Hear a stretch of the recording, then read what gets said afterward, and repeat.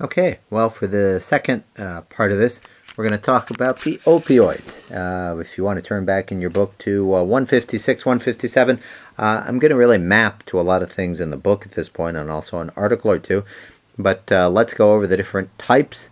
Basically, for opioids, we have a few different types of opioids. We have the natural ones. Those are things like opium, which can be synthesized into morphine.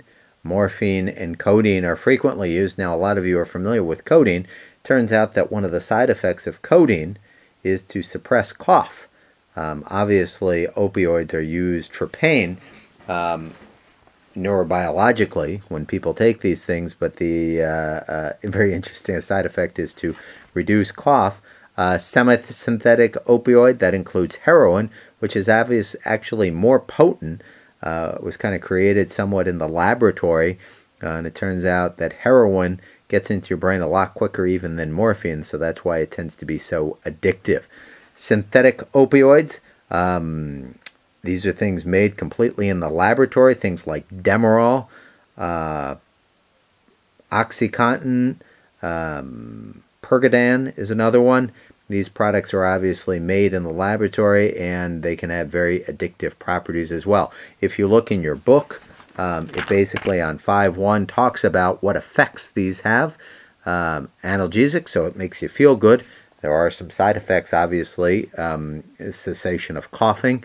It tends to cause constipation, actually, as well, a lot of these drugs. The problem is when you start taking them more, if you look in table 5.1, tolerance, which if you know what that means, the idea is you need more to get the same effect.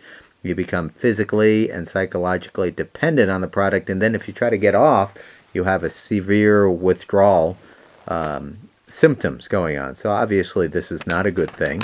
So let's see, tolerance, physical, psychological dependence, so that's B. Let's talk about the neurochemical receptor subtype effects. So it was very interesting.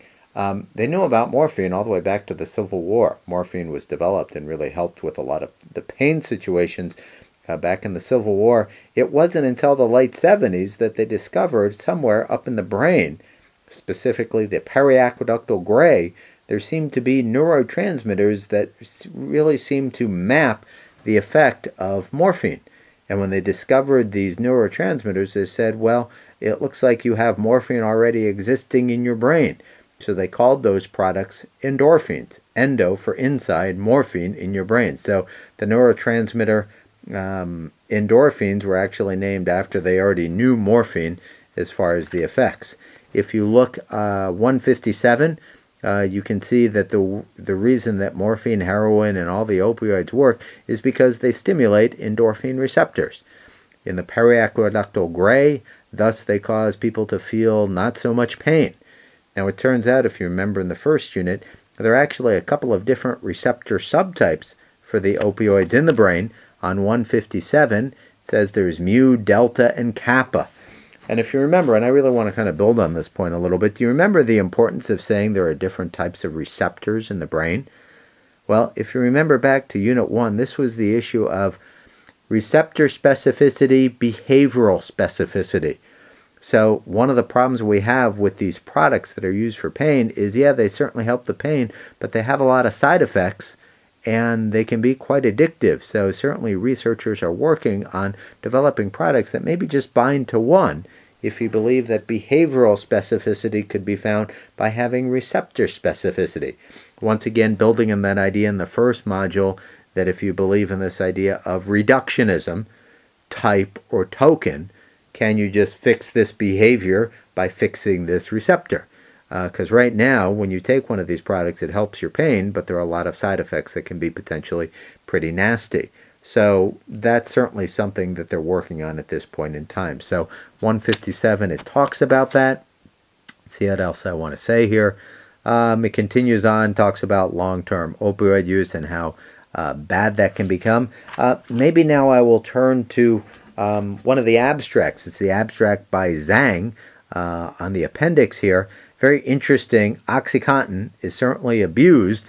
Take a look at this particular abstract and see what's going on here. They did this to a rat, and they basically found that if you deliver OxyContin where an organism can deliver it probably up into those brain areas, they actually found that what adolescent rats tended to self-administer this a lot more, because OxyContin can also increase dopamine levels right in that probably nucleus accumbens area, that this can happen a lot more for teenagers than adults, which might suggest that the addictive properties might be a lot worse for adolescents. Although, once again, this is rats, not humans, but humans in terms of adolescents might have more of a need to even do this at the adolescent time because of the search for getting a high or something.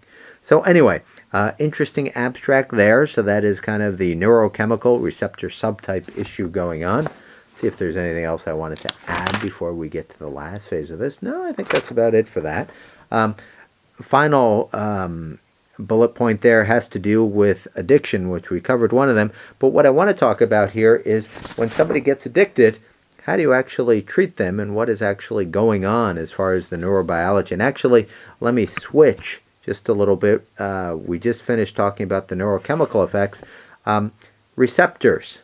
Actually, no, I have this a little bit wrong. Never mind. Let's talk about addiction here just a little bit and treating people who are abusing opioids.